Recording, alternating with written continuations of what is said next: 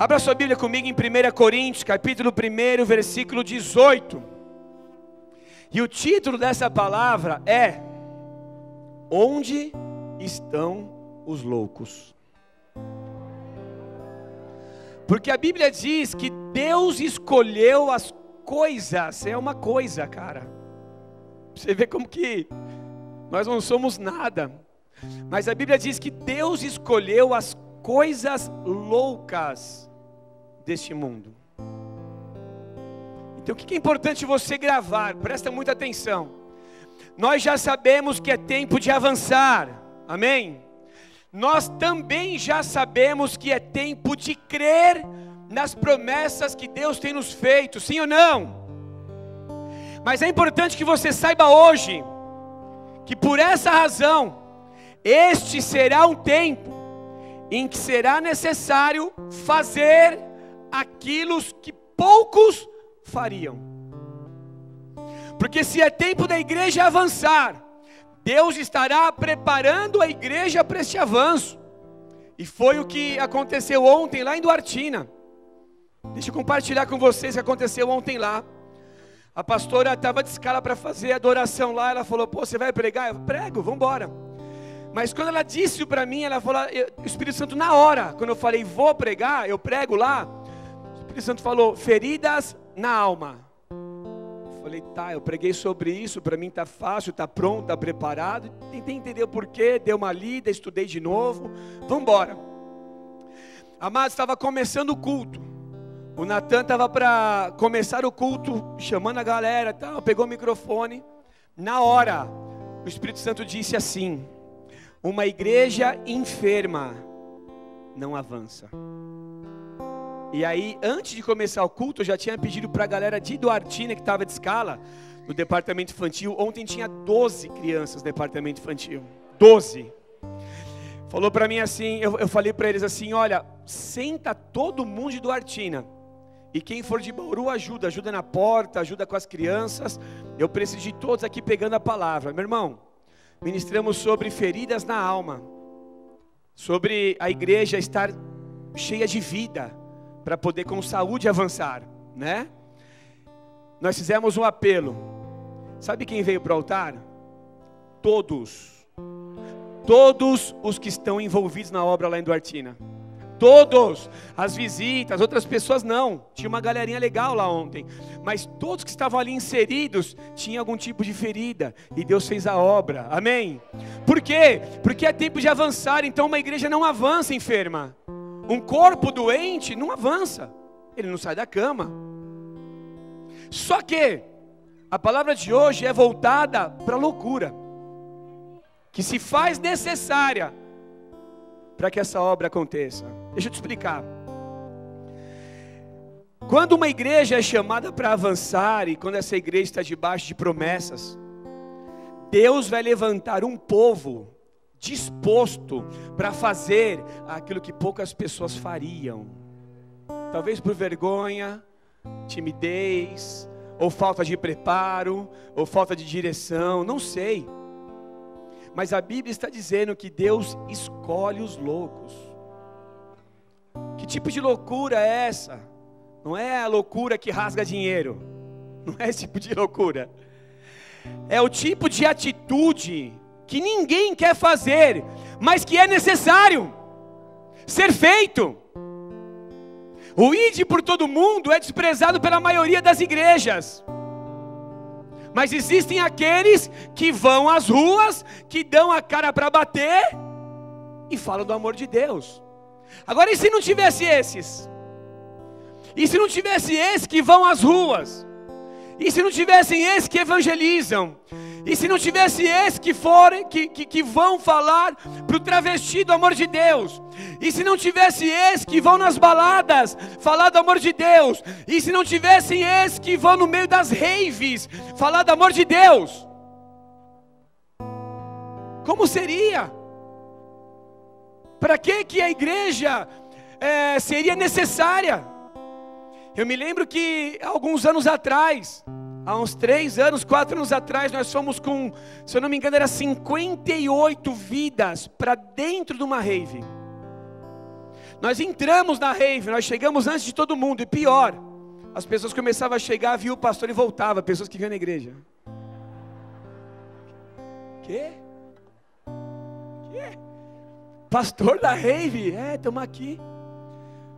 Com carro adesivado, bola TV, microfone, repórter. O cara entrevistando a galera no meio da rave. E a rave parou. A rave parou. Nada acontecia. Um ou outro usando uma droguinha escondidinha ali, mas parou. E aí ficava a galerinha da rave, que o Edinho sabe muito bem que é isso, né? Tentando dançar, malucão. E do outro lado da igreja, tudo com camiseta, bola de neve e tal, não sei o que, nananana. A rave foi, detalhe, quando chegou lá o realizador do evento, conversei com ele e falei, cara, a situação é essa, a gente está aqui para isso, estou aqui para falir teu negócio. Eu falei, aí, como é que faz? A gente paga para entrar? Como é que é? Ele falou assim, não, pode entrar todo mundo, de graça. Aí, cara, quando a gente foi embora, depois de evangelizar o máximo que deu e tal, não sei o que e tal, a gente foi embora, aí que a rave começou. Já era acho que 2 da tarde, no domingo, que eu tinha que ir para cá descansar para preparar a palavra para pregar à noite. E aí quando nós começamos a pregar o culto, eu lembro até hoje, Deus disse, a palavra que Deus me deu naquela tarde, depois da rave, ter passado a madrugada acordado, fui para o escritório, escrevi a palavra, Deus disse, luz nas trevas. Eu falei, opa, quem estava nisso? Quem lembra? Eu falei, verdade. Porque a luz, ela não é necessária onde há luz. A Bíblia diz que nós, a igreja, somos o sal da terra e a luz do mundo. E que não se pode esconder uma cidade edificada sobre o monte, nem se acende o velador, amém? Coloca debaixo da mesa, né? Por quê? Porque a igreja, ela tem uma função. E a função da igreja é revelar o amor de Deus, a salvação em Cristo Jesus, a remissão dos pecados, o perdão dos pecados, a vida nova em Cristo Jesus, revelar as promessas de Deus. Ou seja, a igreja tem muito trabalho para ser feito. E quando Deus deu essa palavra nesse domingo da rave, eu entendi, eu falei, é isso mesmo. Claro que é isso, porque a igreja ela é desnecessária aonde há luz, aonde há um monte de crente. A igreja ela tem que ir aonde as trevas estão. Só que para ir onde há trevas não pode ser muito normal. Os normais ficam aqui, os loucos vão. Quando nós fizemos o evangelismo de carnaval 2 anos atrás, na frente de uma boate gay, aí os irmãozinhos que frequentavam lá queriam me apresentar a galera, né? Né, irmão? Tá sentado aí em cima, escondidinho hoje? Não, vem cá que ela ou ele, nem sei se é ela ou ele, quer te conhecer. Cheguei lá, e aí, a paz do Senhor, não vem dar beijinho aqui não, rapá. Foi ou não foi? Foi ou não foi? Tinha na porta da boate.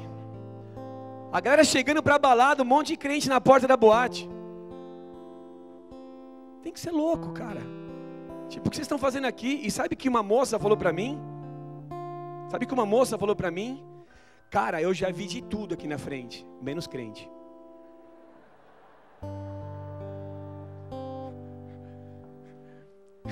Ela falou assim, cara, eu já vi de tudo aqui, menos crente. Eu falei, é o nosso lugar. O lugar da igreja é onde não tem crente.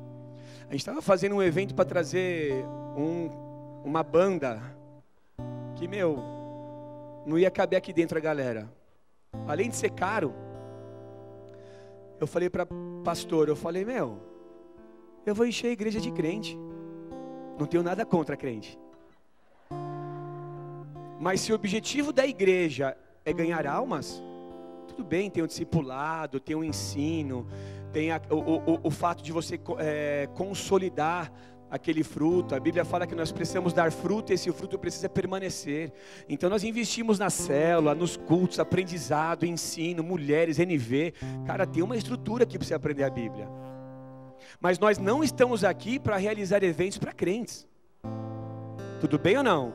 Aí você traz a banda, enche a igreja, lota a igreja, paga uma fortuna por isso, para encher a igreja de crente. Eu falei, não realizamos o evento. Por quê? Porque o evangelismo é mais necessário. Tudo bem ou não?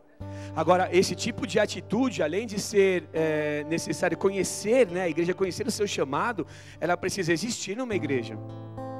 Porque uma igreja que não faz missão, uma igreja que não vai às ruas, uma igreja que não evangeliza, não permanece. Não permanece. Porque a Bíblia fala que nós fomos chamados para dar frutos. Frutos com abundância. Ou seja, nós somos chamados para, no mínimo, contar o nosso testemunho. 2 Pedro 3:9 ou 2:9, desculpa, mas eu acho rápido aqui, diz que nós somos a geração eleita, sacerdócio real, nação santa, para anunciar a virtude daquele que nos tirou das trevas e nos trouxe para a sua maravilhosa luz. Ou seja, eu tenho que contar o que Deus fez na minha vida. Eu era isso, hoje eu sou isso. Eu vivia assim, a revelação de Cristo Jesus mudou tudo. Por isso que a Bíblia diz que aquele que está em Cristo é nova criatura. Nova criatura. E essa nova criatura precisa saber que é necessário contar o seu testemunho. É necessário sair às ruas. É necessário fazer aquilo que poucos querem fazer. Mas a Bíblia diz que são esses quem Deus escolhe. Agora tenta imaginar o que é ser escolhido por Deus no meio de tantos. Eu não sei para você, mas para mim é um privilégio. Para mim esse processo de empresa, chamado, não foi fácil. Porque à medida que a igreja foi acontecendo, eu achava que eu ia poder manter as empresas paralelo, eu ia ganhar dinheiro e ia pregar a palavra. Meu, glória a Deus, para mim tá top. Mas as coisas foram acontecendo, houve toda uma transição e cada ano que passava, cada situação que ia acontecendo, a gente tinha que renunciar. Eu falava, meu Deus, como é que vai ser? Eu tinha medo. Eu via, eu falava, meu, tudo bem, eu amo pregar a palavra, amo ver o que Deus está fazendo, mas e aí, como é que vai ser? Hoje, com as 2 empresas já fechadas, eu fiz isso no final do ano passado, que foi a renúncia total, eu vejo o privilégio que é Deus ter me escolhido para estar aqui. Então a Bíblia diz que você foi escolhido. Não fostes vós que me escolhestes. E esse texto diz que Deus escolhe aqueles que não são normais. Então você não pode ser normal, irmão. Não tem espaço para normal. Porque você quer ser escolhido por Deus ou desprezado por Deus? A Bíblia fala que muitos são chamados, mas são poucos escolhidos. Sabe quem são esses poucos? Os que não batem bem da cabeça. Ah, é para ir, pastor? Vamos. Ah, é para servir pão, sopão na avenida? Vamos. É para fazer? Vamos. É para jejuar 21 dias? Vamos. Muito normal. O normal não consegue ficar 3 semanas só na água e no legume. A gente vai começar dia 2, aliás, aqui jejum de Daniel para o carnaval. 21 dias jejum de Daniel, água e legumes, então se prepara, tá? 21 dias.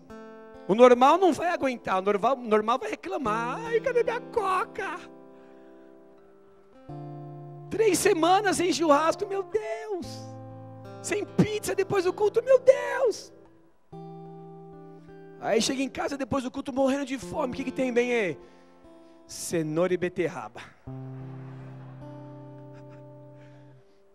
Tá bom, vai uma rúcula.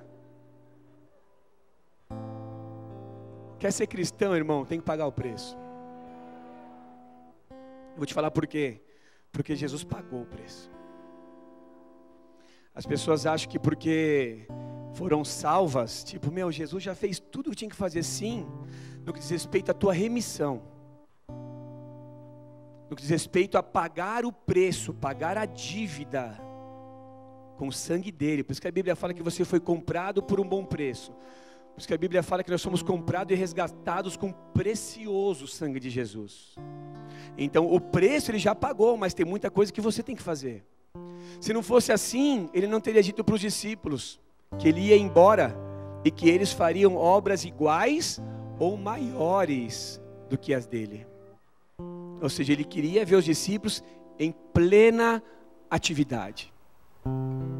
Plena atividade. Muitos são chamados, poucos escolhidos. Esses poucos são aqueles que entendem a palavra. Esses poucos são aqueles que se comprometem com o reino. Dentro da sua limitação, tudo bem, mas de alguma forma se comprometem.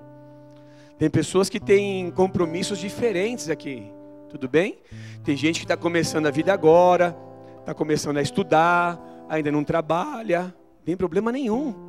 Tem outros que estão começando a trabalhar agora, tem outros que têm responsabilidades grandes, tem outros que trabalham um pouco mais, tudo bem, mas um certo comprometimento com a obra se faz necessário. Quem concorda comigo? Eu sou igreja, eu não vou à igreja. Se você ainda vai à igreja, tudo bem, você está aprendendo, mas nós somos um corpo. E a Bíblia fala que nós somos carentes uns dos outros. Por quê? Porque não existem vários corpos, é um corpo. E quando esse corpo se movimenta, ele se movimenta junto. Tudo bem ou não? Então se esse corpo está avançando, não tem como você ficar para trás. Se a ordem do general é tempo de avançar, a igreja vai caminhar. A igreja vai sair daquele estado de inércia, do tempo de paz, do tempo de descanso, e ela vai começar a fazer o que ela tem que fazer, porque essa foi a direção de Deus para o ano. Isso fala de disposição, isso fala de desejo em servir e tal, mas o teor dessa palavra é de que nós como igreja, como cristãos, precisamos fazer além. Além. Agora, que tipo de loucura Deus vai nos dar, não sei, mas se Deus dá direção, vai e faz. Vai e faz. Outro dia mandaram para mim um vídeo, eu não sei se eram cristãos ou não, porque não dava nem para ouvir o áudio direito. Era um áudio curto, eu falei, vou ver. Os camaradas chegaram com alguns instrumentos numa loja de conveniência, quem viu isso? E começaram a cantar para a moça. E a moça, ele falou, posso cantar para você? E começou a cantar a caixa da loja de conveniência, ela começou a chorar. Porque o grau de desespero das pessoas que não conhecem Jesus é altíssimo. Se você parar para conversar com qualquer pessoa na rua e abrir a sua boca, falar de amor, falar de paz, a pessoa chora na tua frente na hora. Por quê? Porque aparentemente estão bem, falamos isso ontem lá em Duartina, mas interiormente estão cheias de feridas. São pessoas que se sentem desprezadas, são pessoas que não se sentem amadas, são pessoas que foram traídas, são pessoas que se sentem desprezadas e rejeitadas pelos próprios pais. Aparentemente não são coxos, não são cegos, não são surdos. O problema não é físico, não é exterior, mas é interior. E quando Deus te dá uma direção, é porque o Senhor deseja que aquelas vidas sejam alcançadas. Então, nesse momento que nós vivemos como igreja, nós não poderemos viver uma vida normal como ministério, como igreja. Você quer ver um exemplo? Só o fato de você ser cristão já mostra que você não é muito normal.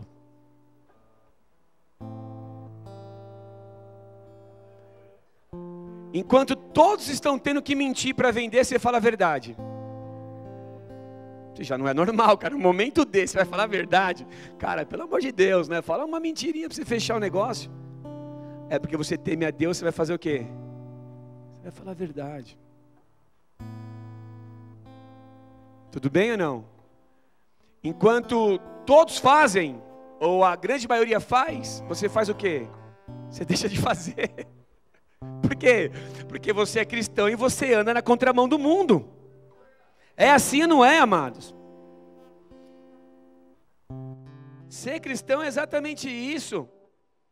Está todo mundo mentindo, você está falando a verdade. Está todo mundo se auto-exaltando e você está se humilhando, porque você sabe que quem te exalta é Deus. Na empresa onde você trabalha é uma briga para mostrar resultado, para estar à frente, para ser visto. Você fala, quem vai me colocar por cabeça é Deus. Então, amém, eu estou fazendo aqui no que me cabe o meu melhor, e eu creio que é Deus que vai me colocar lá. Então você sempre vai estar vivendo de maneira diferente. Enquanto todos acham que é normal, você sabe que não é normal. A Bíblia fala, não vos conformeis com este mundo. Então você sabe disso. Puxa, por mais normal que isso hoje possa ser, eu sei que não é o que Deus tem para mim. Então você se afasta, você se retira, você renuncia. Por quê? Porque você é cristão. Sabe o que significa ser cristão? Pequenos cristos. Ou seja, você vive igual Jesus vivia. Você pensa igual Jesus pensava. Os teus valores são os mesmos valores de Jesus. Cristão. Aí você vai fazer tua festa de casamento. E aí você fala, pai, mãe, não vai ter bebida, tá? O quê? Como assim? Porque casal cristão, que é cristão, não casa com bebida, sim ou não? Não cabe, né? No nosso casamento, há 15 anos atrás, superintendente do Bradesco, ela trabalhava no Bradesco. Se não tiver bebida, não vou. Então você não vai. Então eu não falo isso que eu sou pastor hoje. Há 15 anos atrás. A igreja tem 10 anos. Discernimento. Não, pastor, porque minha família bebe. Eles bebem, você não. Você que está pondo na mesa. Isso não tem a ver com espiritual. Isso tem a ver com educação. Se eu for na tua casa, eu vou comer o que você me oferece e não o que eu quero comer. Quando o teu irmão fala, presta atenção nisso. Aí tua família bebe e vai na tua casa. Você já parou de beber, você já sabe que não é o que Deus tem para você. Porque você já aprendeu que o problema não é a bebida, o problema é a brecha. Tudo bem ou não? Tá? Estão gostando? O problema não é a bebida. O problema é que você não consegue limitar o que é pouco e o que é muito. Um copo para mim pode ser muito, 30 copos para você pode ser nada. Cada um tem um limite, por isso que a Bíblia fala assim, sim, não, ou toma ou não tomo. Tudo bem? Aí você vai receber visita. Aí você compra cerveja para as tuas visitas. Está errado. Tua visita vai tomar suco de laranja. E se possível, que suco ainda. Daqueles bem ruins mesmo, já para gravar. Eu fui na casa do irmão, fui na casa do meu filho que casou agora, tendo nessa igreja aí, e tomei uma porcaria de suco. Porque é para você gravar, que aqui não tem bebida. E aí sabe qual que é o problema? A tua família vai falar para você assim, ficou louco.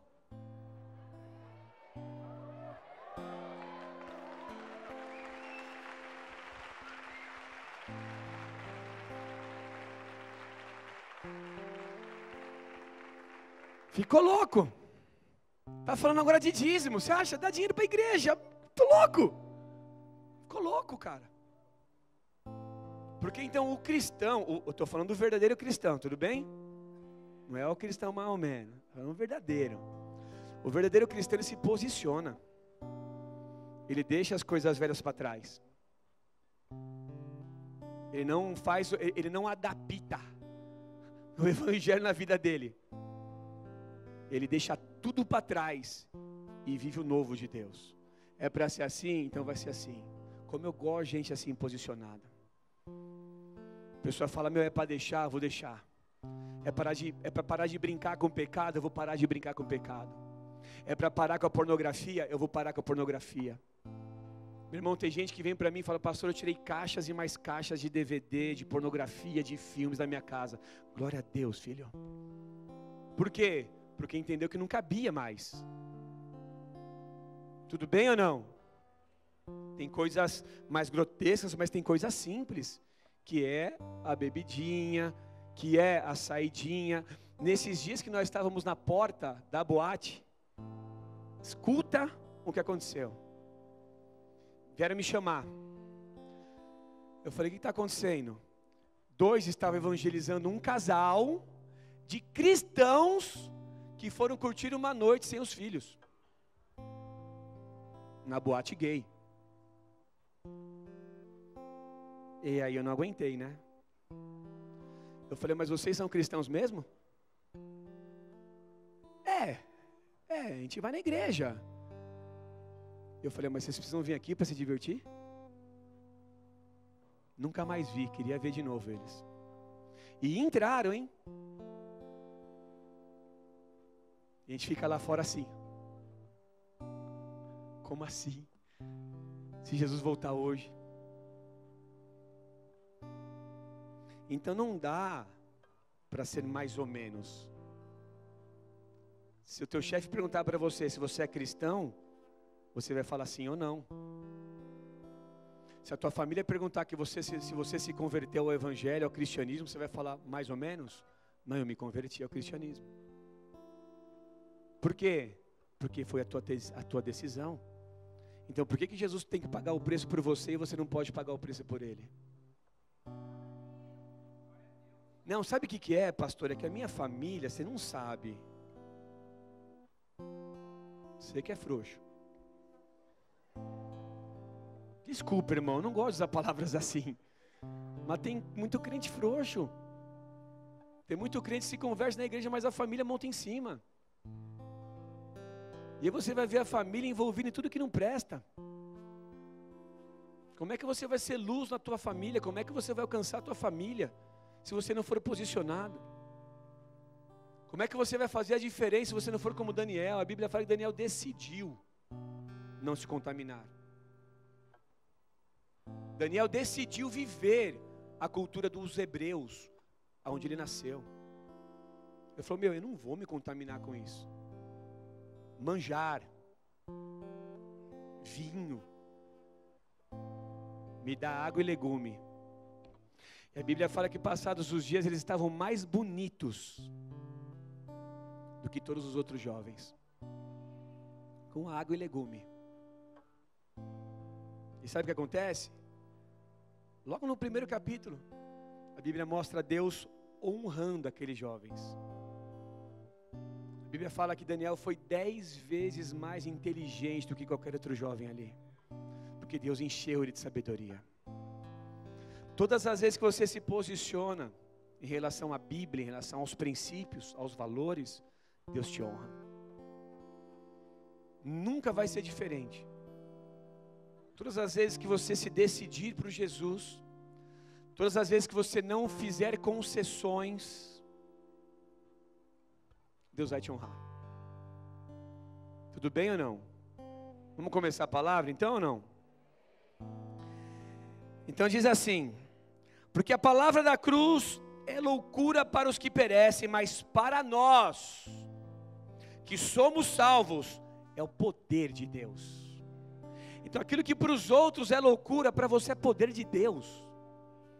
É a tua experiência com Deus, e ninguém pode falar nada diferente disso, porque isso é algo muito individual, algo muito pessoal. Porque está escrito: destruirei a sabedoria dos sábios e aniquilarei a inteligência dos inteligentes. Onde está o sábio, ó sábio? Onde está o escriba?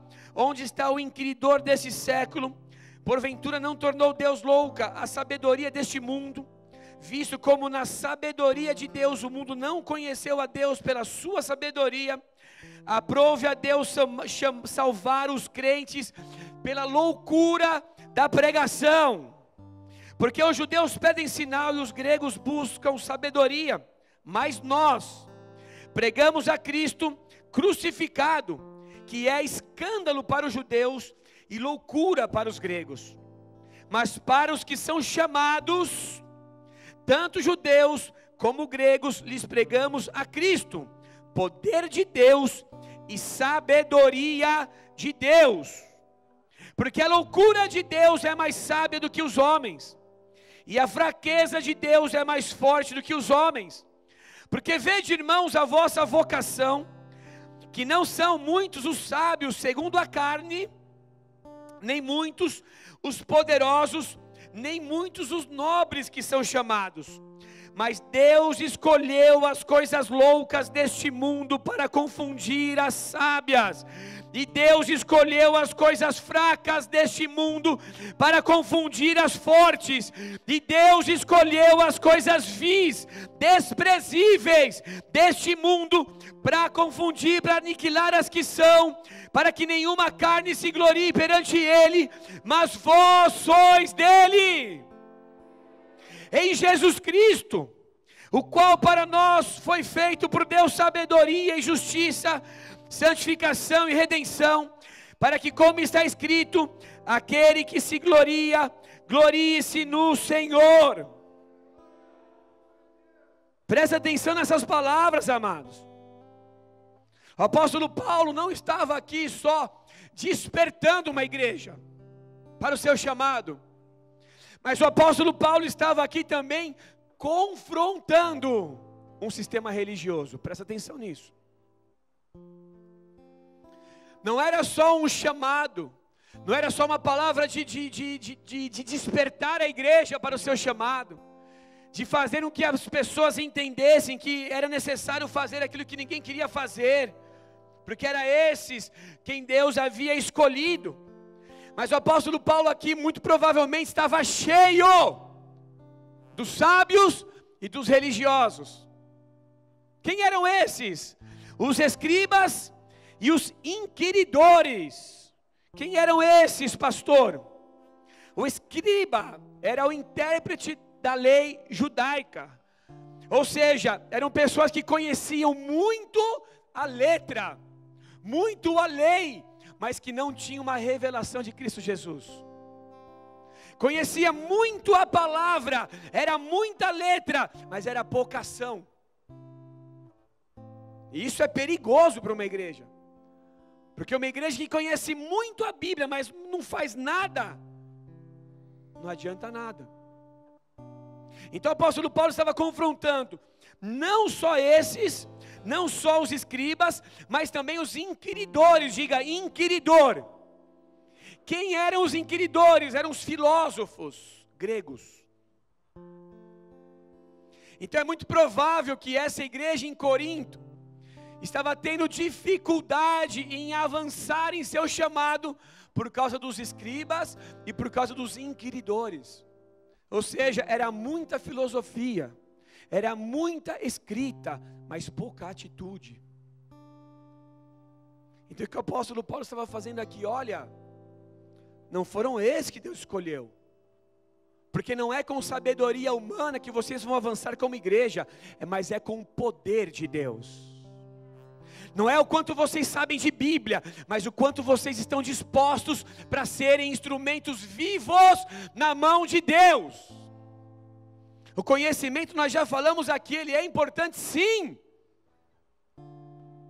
Por isso que nós estudamos a Bíblia, por isso que nós investimos horas de pregação, porque há uma necessidade de conhecer a Bíblia.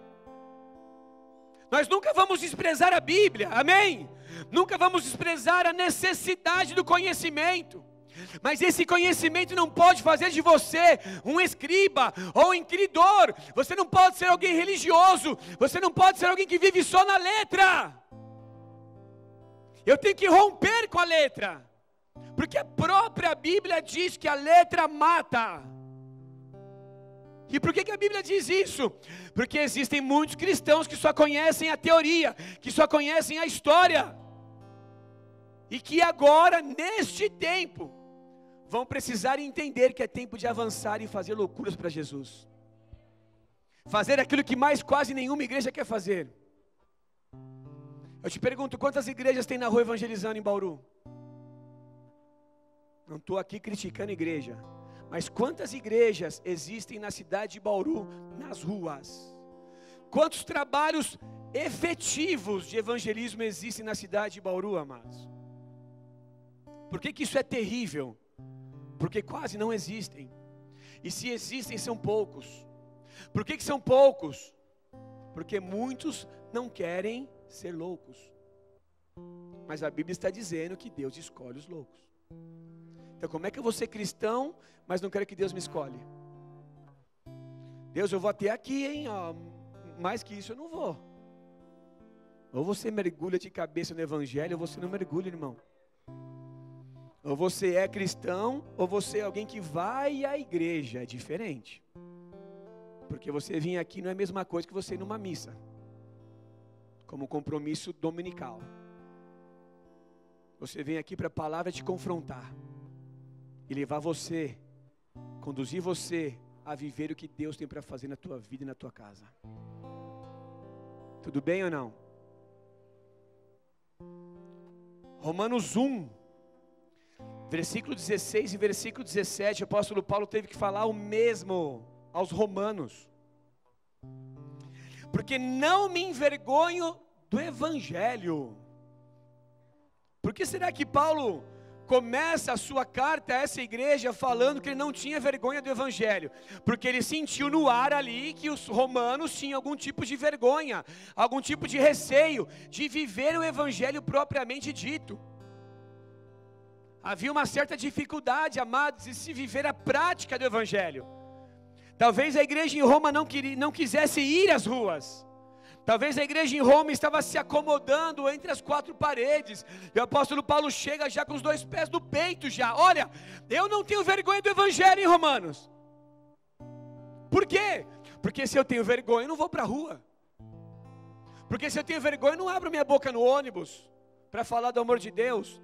Porque se eu tenho vergonha, eu não vou falar para o meu chefe do amor de Deus. Porque se eu tenho vergonha, eu não vou falar para a minha família do amor de Deus. Quem está aí?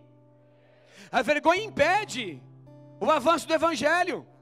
Ela atrofia a igreja. E o apóstolo Paulo começa a carta exatamente assim: eu não tenho vergonha do evangelho. Quem pode dizer isso aqui de verdade? Levanta a mão e diga: eu não tenho vergonha do evangelho. Mais uma vez: eu não tenho vergonha do evangelho. Só as mulheres,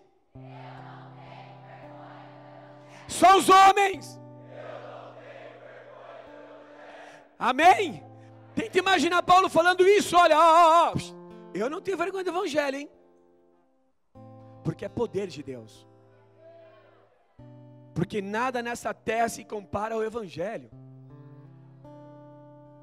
O que às vezes falta é uma experiência verdadeira com Jesus. Porque uma coisa é eu gostar de ir à igreja, outra coisa é eu entregar a minha vida completamente nas mãos dele.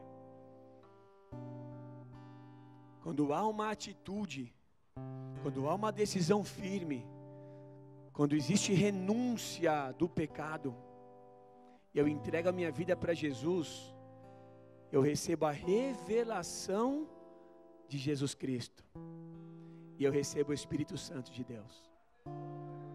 Alguém que passa por esse processo não volta para o mundo. Não volta para o mundo.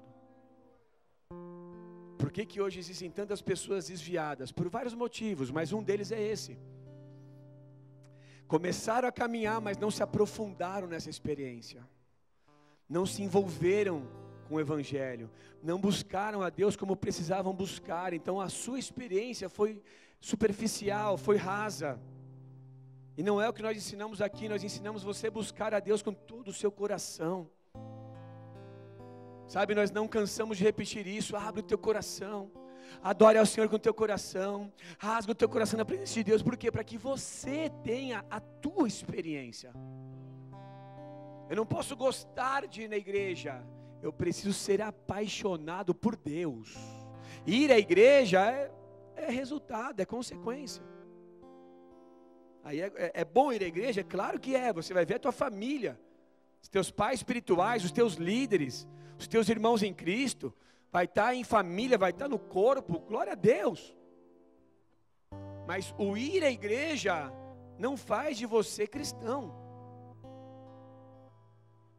Mas a tua decisão sim. Tudo bem? Então o apóstolo Paulo está dizendo: eu não me envergonho do evangelho de Cristo, pois é o poder de Deus para a salvação de todo aquele que crê. Primeiro do judeu e também do grego, ou seja, os mesmos dois grupos, os escribas e os inquiridores. Porque nele se descobre a justiça de Deus de fé em fé, como está escrito: mas o justo viverá da fé. Então, em sua carta ali aos Coríntios, é muito provável que o apóstolo Paulo estivesse não só despertando a igreja, mas confrontando um sistema. Porque na Bíblia fala que o apóstolo Paulo diz o seguinte: porque destruirei a sabedoria dos sábios. É como se Deus estivesse confrontando todo um sistema religioso, toda uma questão de inteligência humana, quando na verdade uma igreja não avança com sabedoria humana. Era isso que ele queria que a igreja aprendesse desde o seu início. Nós precisamos, para avançar, de revelação. Nós precisamos colocar o rosto no chão, sim, a cara no pó, e buscar a Deus com todo o nosso coração, senão nós morremos na fé. Se nós não buscarmos a Deus com intensidade e verdade, nós não conseguimos avançar em nosso chamado e missão. E era isso que o apóstolo Paulo não queria que acontecesse na igreja em Corinto nem em Roma. Por quê? Porque eles precisavam ter uma experiência poderosa com Deus. E depois de uma experiência poderosa com Deus, eles estariam prontos para avançar e fazer o que precisava ser feito. Escuta, irmão, Deus escolheu as coisas loucas deste mundo. Sabe o que você vai falar para ele agora? Olha para ele então e diz: então, tem um lugar para você nessa obra.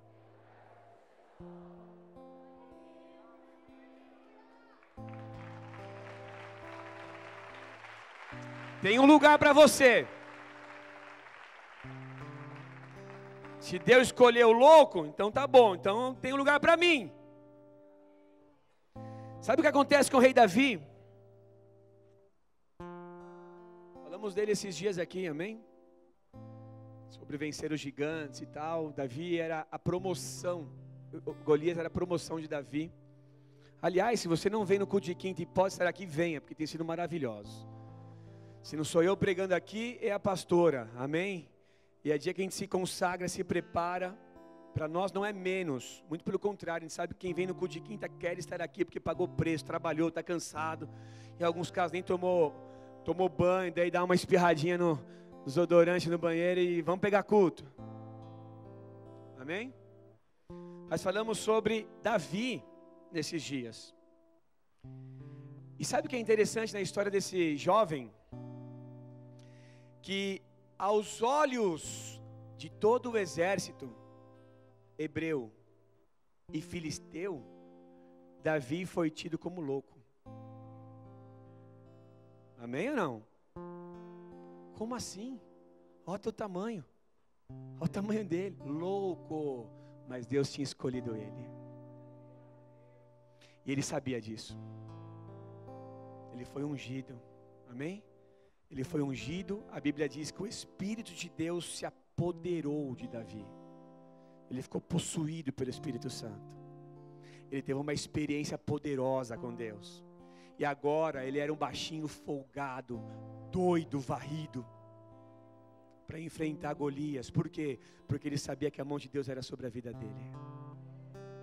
Ele sabia que Deus o havia escolhido. Então todo mundo estava falando: meu, você é louco, até Saul. Ele teve que se justificar, explicar que ele tinha matado o urso, tinha matado o leão, contou toda uma história. Aí ele meio que convenceu Saul: tá bom, vai, coloca então minha armadura. Ficou desajeitado. Tira tudo isso, vai.